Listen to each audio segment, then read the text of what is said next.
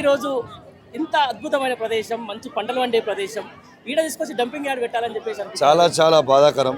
మా హుజరాబాద్కి ఒక medical college రావాలనేది మా కళ, లేకుంటే పరిశ్రమలు ఇండస్ట్రీస్ రావాలనేది మా కళ. ఇలా ఐటీ ఇండస్ట్రీస్ ఐటీ ఫర్మ్స్ కూడా వస్తే మాకు ఉద్యోగాలు వస్తాయి అనేది మా కళ. కానీ ఇట్లా డంపింగ్ యార్డ్ తెచ్చి పెడతారనేది మాత్రం మేము కళలో కూడా ఊహించుకోలేదు.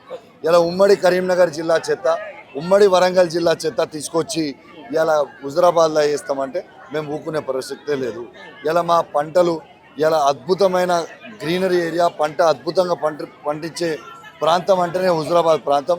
ఇలా వాతావరణం మొత్తం కూడా చెడిపోతే ఇలా హుజరాబాద్ ప్రాంతంలో పంటలు పండవు. ఈ దానికి పెట్టే పరేడ్లకి నీళ్లు పెట్టుకుంటే కూడా విషం నీళ్లు పెట్టే పరిస్థితికి వస్తుంది. రేపు మేము తాగే మంచినీళ్ళు కూడా విషం నీళ్ళు తాగినట్టు అయిపోతుంది. రేపు గాలి పీల్చుకుందామంటే ఇలా ఊపిరితిత్తులు మొత్తం పాడైపోయే పరిస్థితిలో ఉన్నది.